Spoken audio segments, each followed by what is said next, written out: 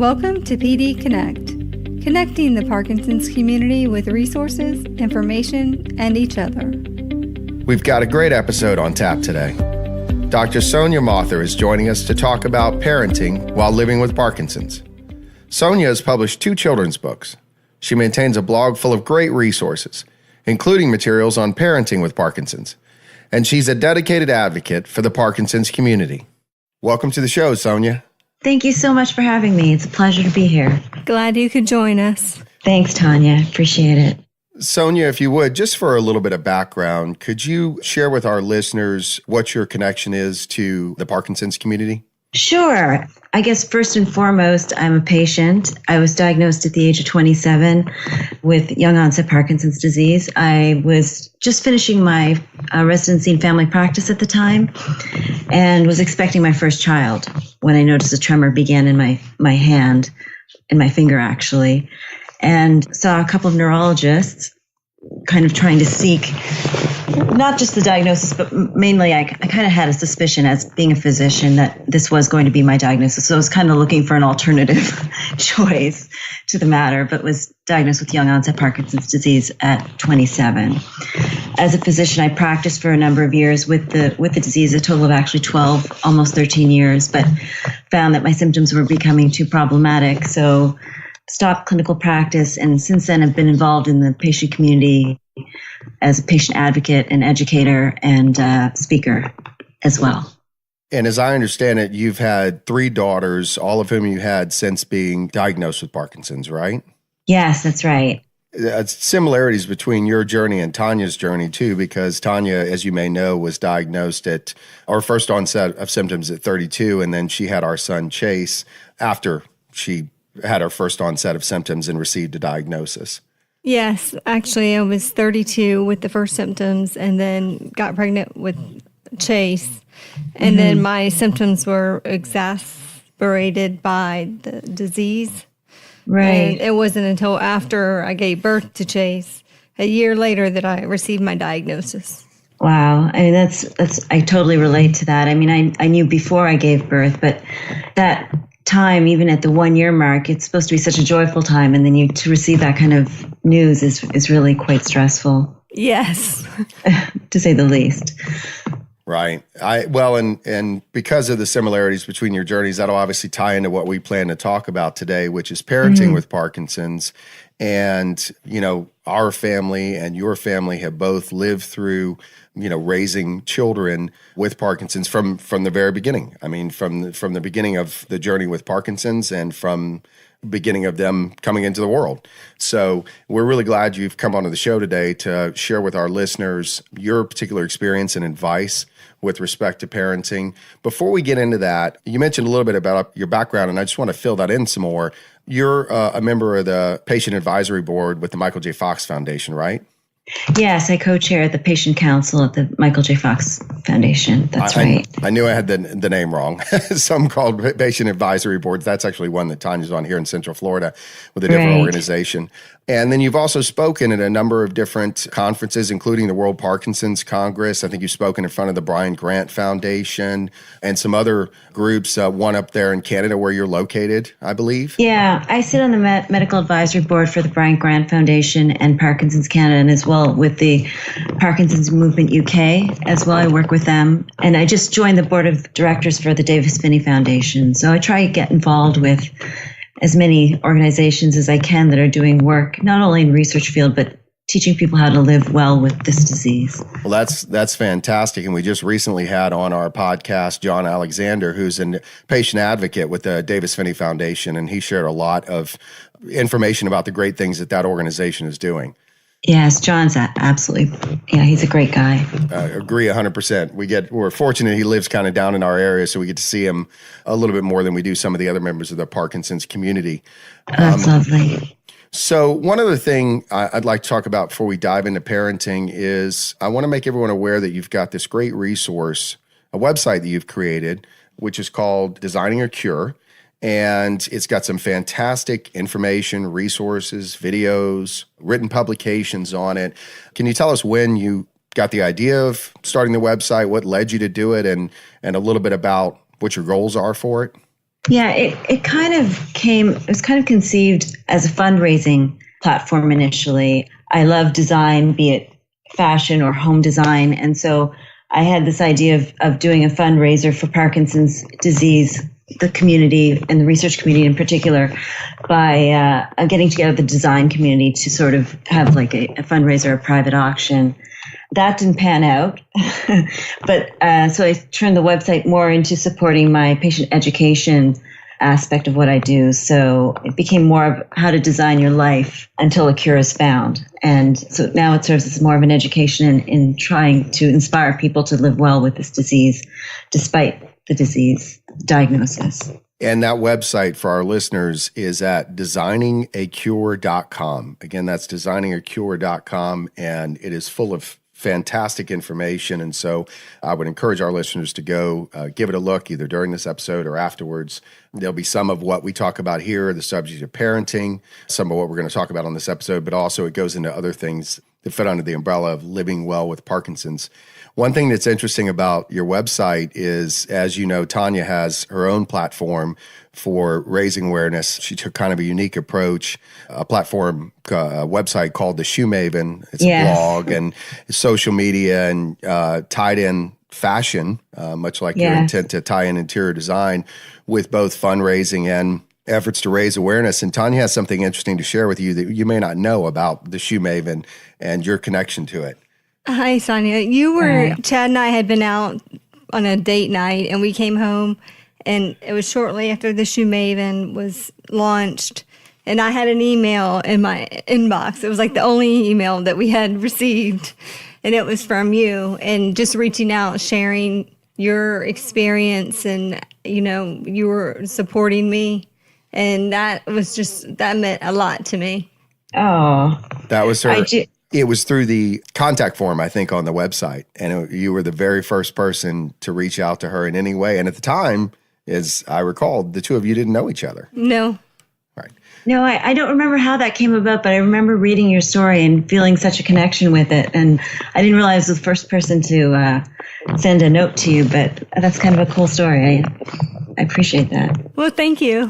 Yeah, it is really cool. And I think what it highlights is the different ways that the members of the Parkinson's community connect with each other, support each other, and how a simple thing like that, a simple act of just reaching out and you know, through a contact form and saying, "Hey, I'm out here too. I'm living with the disease. I connect with you."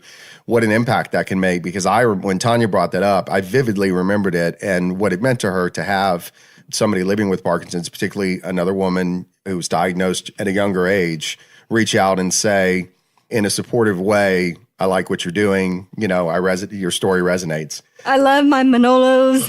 Yeah.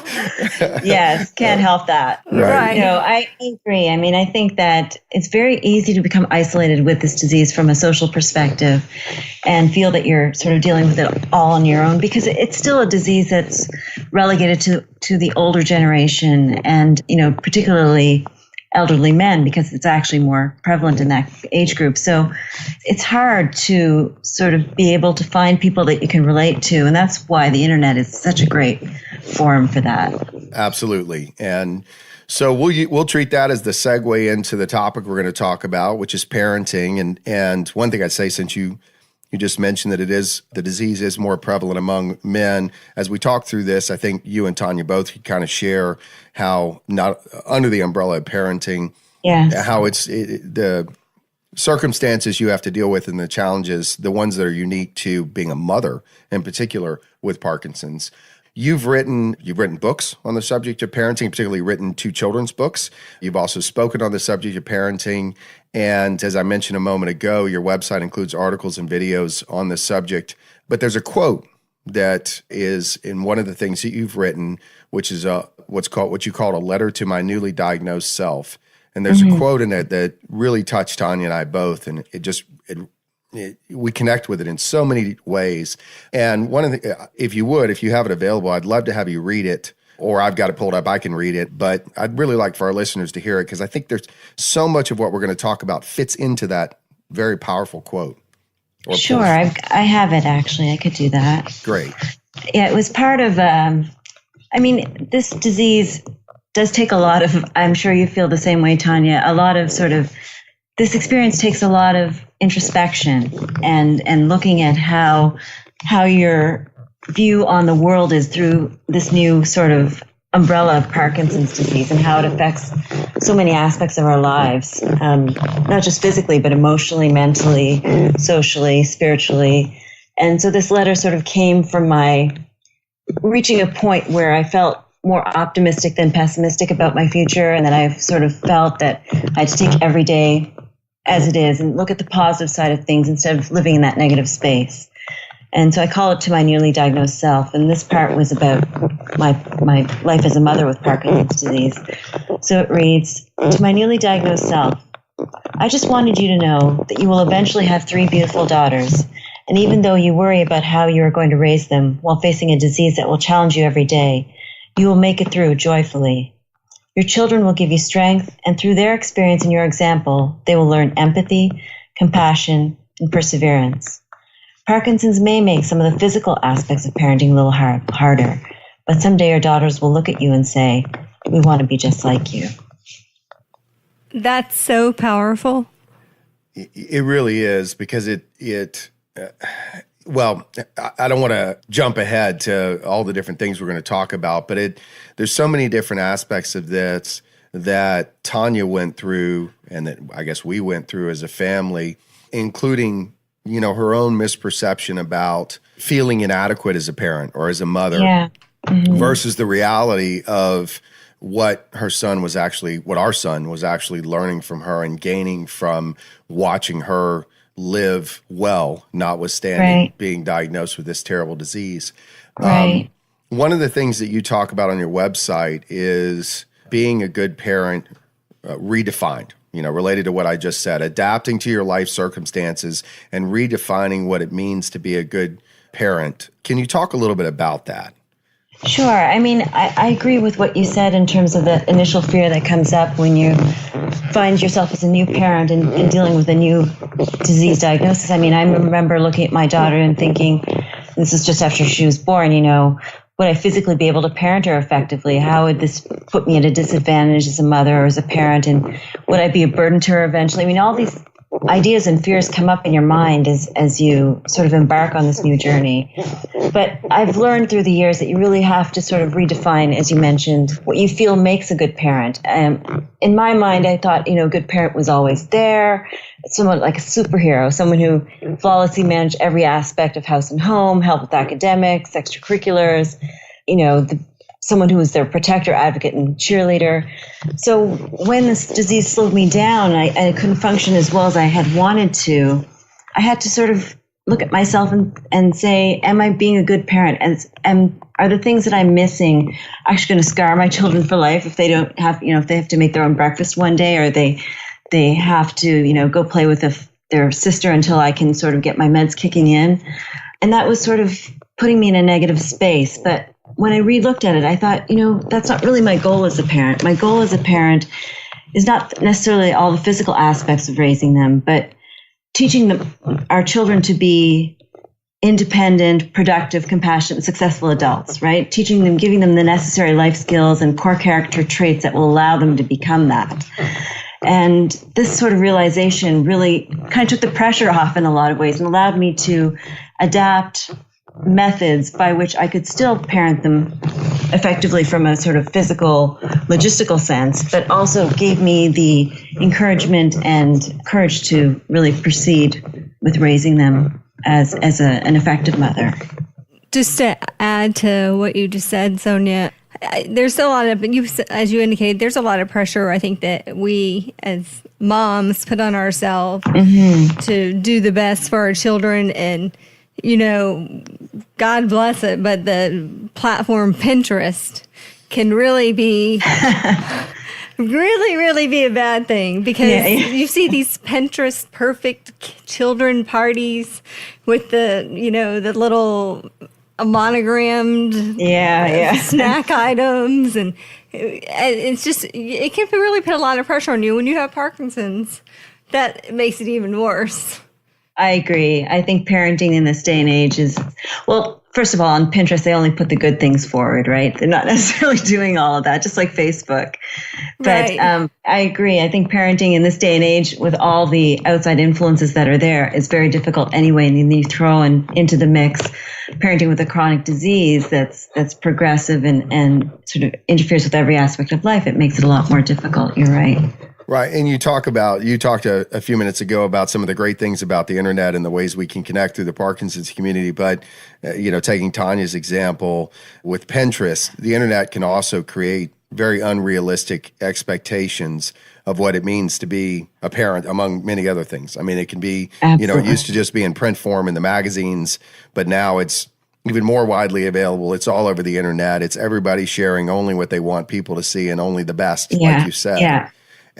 And not the reality of daily life with Parkinson's, and the reality that every person, every family, every parent has challenges. They're just different for the Parkinson's community, perhaps, whether you're a mother or a father raising a child and you have Parkinson's. But I'll share that Tanya definitely had early on very unrealistic expectations of herself as a parent. And, she shared with me at one point that she felt like she wasn't the kind of mother that she wanted to be for our son. And this was, I don't know what age Chase was at when she first expressed that, but he was fairly young. I mean, he might have been 3 or 4 years old. And at the time, Tanya wasn't in a great place. We weren't in a great place because she was really still living in denial. And so she wasn't connecting with resources, with individuals like you who have great information and advice and a positive outlook.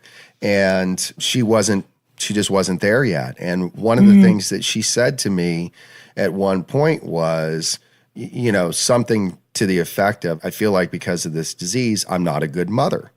And it was a staggering moment for me to hear that. And, something I vividly remember. And I believe my response to the effect of was something to the effect of, that's literally the dumbest thing you've ever said. And I reacted that way because she's a fantastic mother, she's an exceptional mother. But I also had already begun to appreciate something that I appreciate, I think, even more now, which is that from watching the way that she lives with this disease, the way that Tanya lives with this disease, the way that she lives a joyful life, the way that she confronts daily adversity, our son is learning a lesson of he's going to benefit from the rest of his life. How to deal with adversity, right? And I mean, it's one of the things one of the big things, frankly, that you hit on in some of the materials you published. And when I read it, I thought I just couldn't agree with this more. That, I will tell you as a father, and since we have a son, fitting under the sort of traditional male view, I thought my son would learn strength from me. And what I came to appreciate, and it truly plays out to this day, is that he is learning strength and how to confront adversity from Tanya. And she is a daily example of how to go about your life in a positive, and live a positive life, notwithstanding this. And you can tell in the man that he's becoming that he is benefiting from that example. He doesn't overreact to small things. He has been confronted with some real adversity in his life. And I will tell you candidly, he handles it better than I do. So I think it's so important, and I'll let you and Tanya can talk a little bit more about this, but I think it's so important for any parents that are out there that may be raising particularly younger children while living with Parkinson's to really take a step back and recognize that the way that you live your life every day, the way you confront this challenge can have such a tremendous impact on how your children grow up. And that piece, I agree with you, Sonia, is so much more important than whatever you might not be able to do due to a physical limitation on a particular day. Absolutely. And Tanya, I understand where you were coming from, because that was me for a number of years, where I felt that I wasn't being a good parent because maybe I couldn't, keep up with them in the yard as fast, or sometimes, I couldn't help them color in the lines because my work was sloppier than theirs.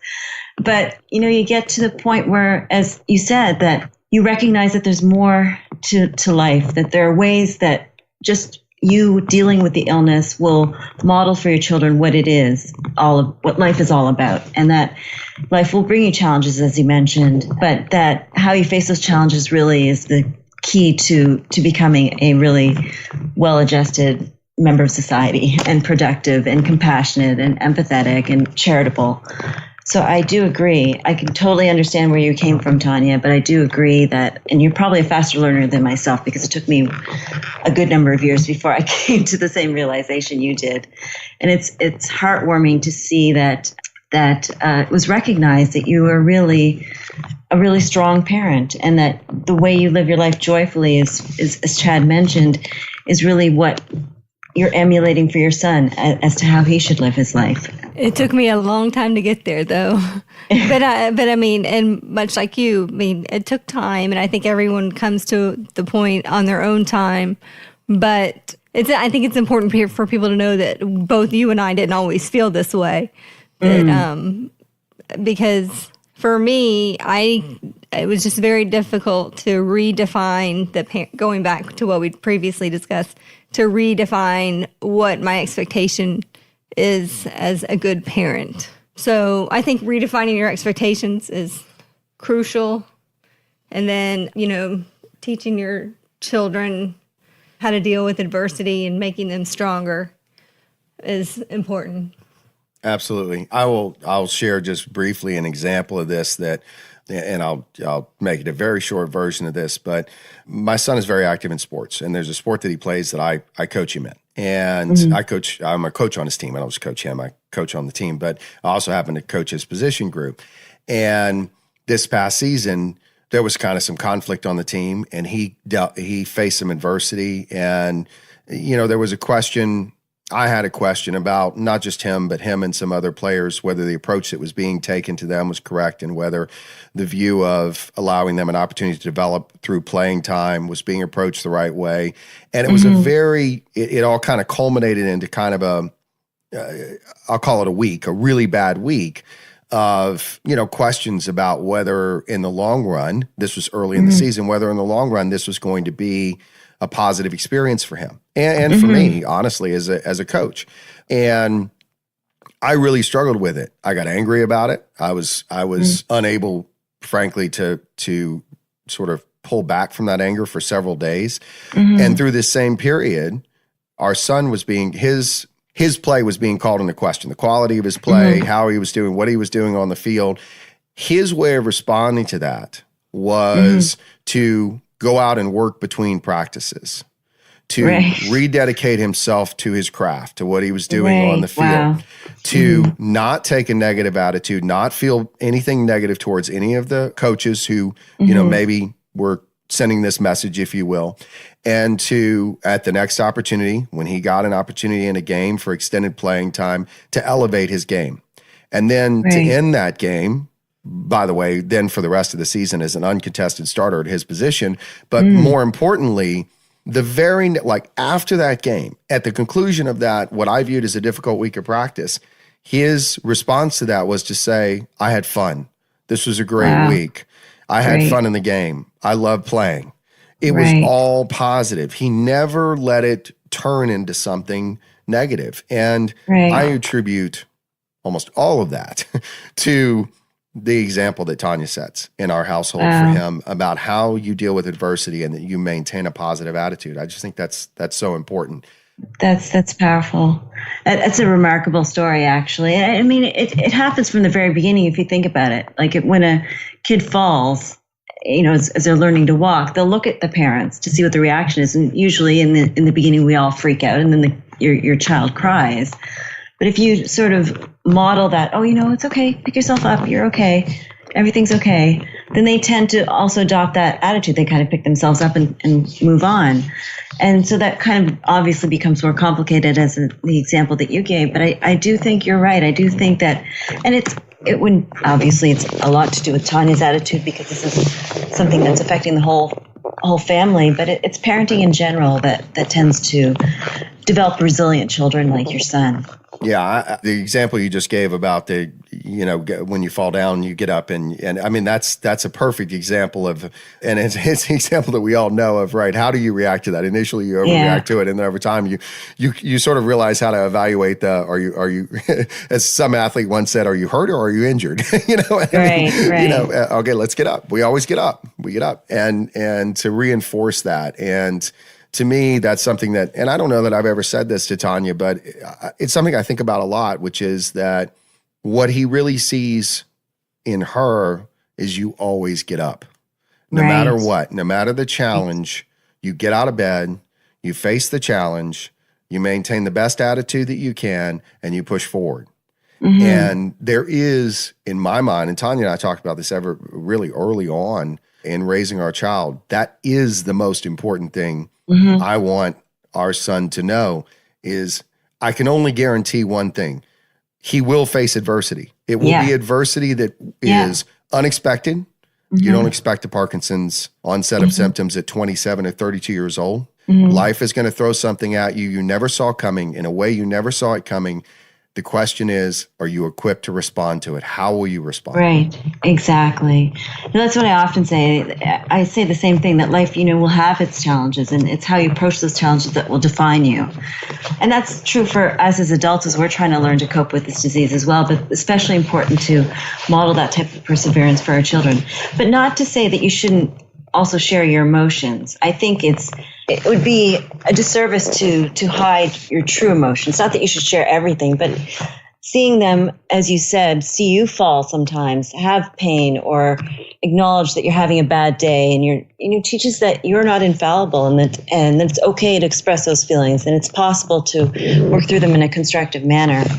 And it also teaches them how to be cognizant of your situation as well, to develop that empathy and compassion. And I know that, for instance, my daughters feel that I'm, dealing with things in a positive way, but they'll also, drop everything if they see that I need some assistance or help or need to get my meds or that sort of thing. So they've learned they don't have this sort of rainbows and unicorn view of this disease. They understand that there are limitations that it places on me, but they're also very in tune with helping and feeling that empathy and compassion.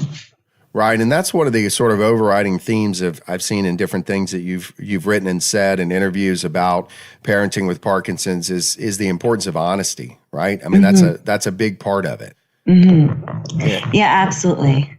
One of the other things that you've talked about is the importance of taking care of yourself so that you can take care of your loved ones. Can you share some thoughts on that? Absolutely. This is probably one that I'm still learning because, that old adage is true. You can't take care of anyone else unless you take care of yourself. And it's particularly important in this disease where we know things like getting enough sleep, proper nutrition, and, enough exercise particularly and reducing your stress. These are all important things that we have control over. I mean, there are many variables that we don't have control over in this disease, but those ones we do. But it's very easy as a parent or as a mother in some respects to not attend what you feel are the needs of your family. And the immediate needs of my children and my family will always overweigh my own needs. But there's also less pressing responsibilities that at times seem to take higher precedence over my own exercise regimen and adequate sleep. And that's something that I've had to learn, and I'm still learning to put first. But we really need to practice extreme self-care in terms of our lifestyle, particularly exercise and sleep and nutrition and stress management, as I mentioned. Because to neglect myself now, I know, will ultimately be a disservice to my children in the future because my health will decline at a more rapid pace. I mean, that's just the reality of this disease. So I really do believe that practicing self-care is really paramount in managing this disease well. Do you find the same, Tanya? Yes, I do. You have the normal demands of cooking dinner, doing laundry, working, trying to be a good parent, and, running out to get last-minute items for projects and helping with homework and it's so hard during that time to get a good night's rest because things have to get done even after the kids go to bed. And then it's kind of it's like a ball of wax. I guess the more it goes downhill, the Yeah. I'm trying to think of the right analogy. It just, right, but it's snowballs? Yeah, snowballs. Right, it's snowballs. Yeah. There was a ball involved in the analogy. I had PD brain moment. Right. We all get that. No worries. Right. But it is. I mean, if you miss out on just a little bit of sleep, it can just be really make a huge difference in your day. Yeah, absolutely. And then fitting in the time to exercise, and then eat, I'm on the go a lot. So trying to eat properly, it just, like you said, they all have to work together. Absolutely. I mean, what I now believe, and I tell myself over and over again, is that self-care is a necessary part of my routine and a necessary part of my lifestyle. It's not an indulgence. Before it was like, oh, I had time to do this. I had time to exercise. I had time to go for a walk. That's a really good day. No, I mean, I have to make that as part of my routine. It's not just an extra that I happen to have time for. Right. And, which I'm sure most of our listeners know, is that it's hard to sleep well with Parkinson's anyway. Mm-hmm. So getting to bed at a good time and waking up 50 times during the night and trying to balance that out with however many hours of sleep you think you need. Yeah, absolutely. It's a struggle for sure with a lot of people with Parkinson's disease. And what I've done is I don't sleep well during the night, but I try and get to bed so that the interrupted sleep I get is probably okay.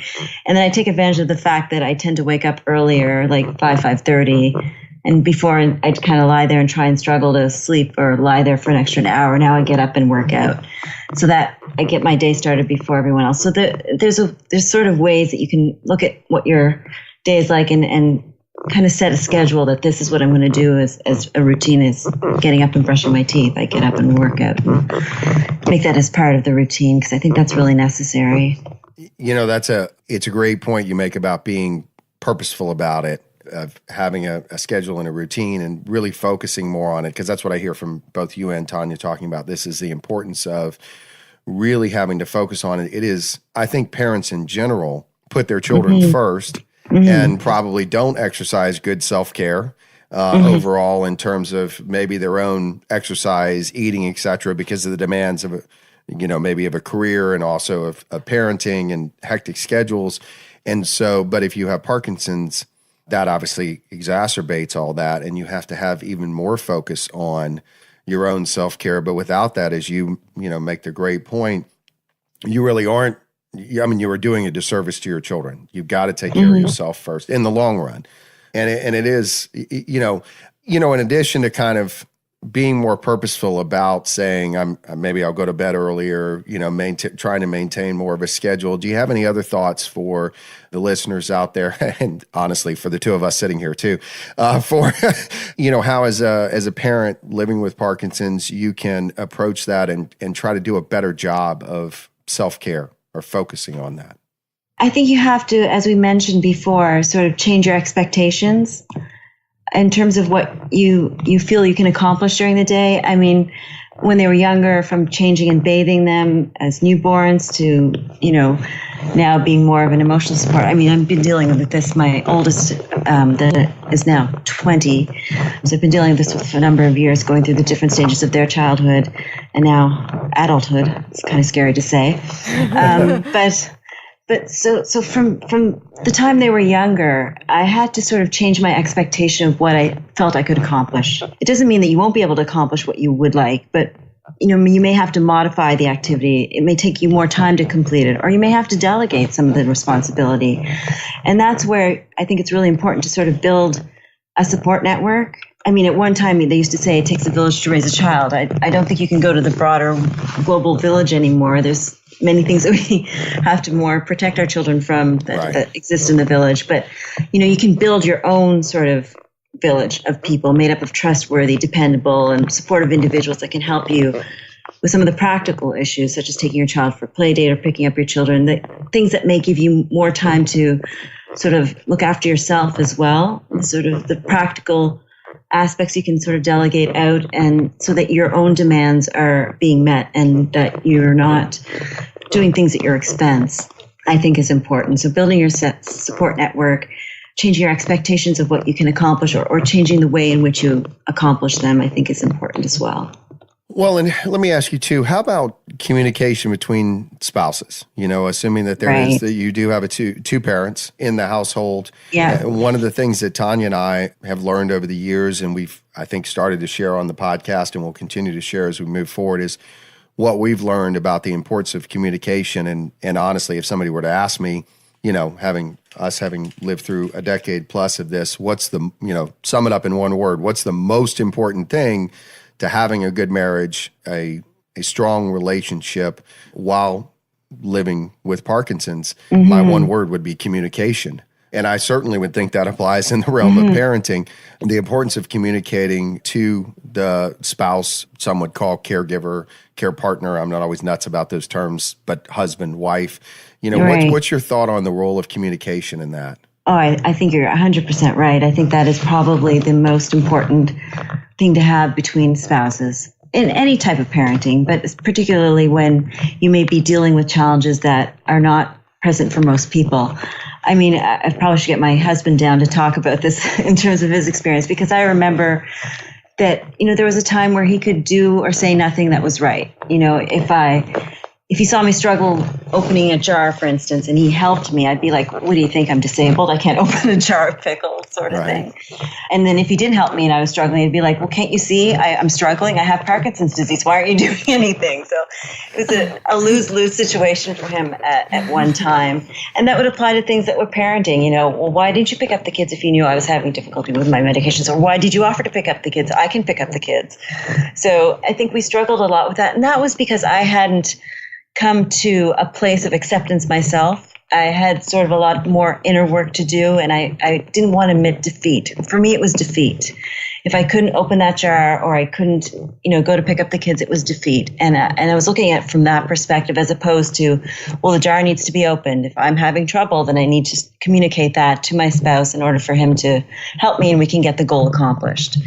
And that can apply to parenting as well. So communication, I think, is extremely important, but you have to also be in a headspace where you're able to recognize those limitations and be okay with that as well.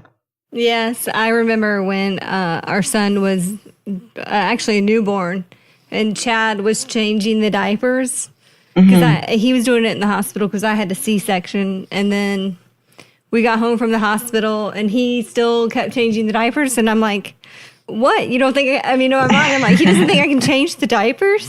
Right. So I totally get what you're saying. It's interesting. I never knew that she felt that way about changing the diapers. If I could go back to that time, I would have let her change the diapers. I can assure you. That's so funny. And one of the interesting things about this podcast for us, and we talk about it seems to happen at least once every episode, is there is a story like that one of us will share that the other one has never heard. Oh. So everyone out there thinks that this is really for them, but it's apparently just for the two of us to learn about each other. It's like our own personal form of therapy. But right. Yeah, we're going to have a conversation off the air afterwards about why it is that I was never told that I didn't have to change the diapers. Well, communication, though, is important, and it's also important with our children. Absolutely. And that's one of the things we're going to talk about in the second of the two episodes with you, which is, how to talk to your child or children about Parkinson's, the diagnosis, living with Parkinson's, that sort of thing. You've written 2 books on the subject, I believe. Is that right? Or yes. Actually, I'm sorry, you've written 2 children's books that can be used as a tool to help children understand what their mother, father, or grandparent is going through, right? Yes, they just should hopefully serve as a resource to open up discussions that should be taking place in families where children are sort of witnessing this change in their loved ones. Well, I think that's a good wrap up to this episode and a nice lead into what we're going to touch on in the second episode. And we can talk more about those books then. We really want to thank you for joining us on this episode and look forward to covering the next topic. Thank you so much. It's great to be here, as I said, and I really enjoyed talking about a subject that I think not only applies to parenting, but grandparenting as well in a lot of ways, as our grandparents or that generation that are afflicted with this disease also face in terms of challenges that can be quite similar. Yes. Thank you, Sonia. Thank you. Actually, before we sign off, I want to encourage again our listeners to, if they want to read more about some of your thoughts and resources and information about parenting, to encourage them to go to your website, designingyourecure.com, read some of the written materials, watch some of the videos on there, because there's more on this subject that's available on your site. So thanks everyone for joining us. And until next time, this has been PD Connect. Thanks for tuning in for this episode of PD Connect. Please help us connect with the Parkinsons community by spreading the word about this podcast. You can find us online at pdconnect.org and on Facebook at PD Connect Podcast. You can also follow us on Twitter at PD_Connect. Again, that's PD_Connect. Until next time, this is Chad and Tanya signing off.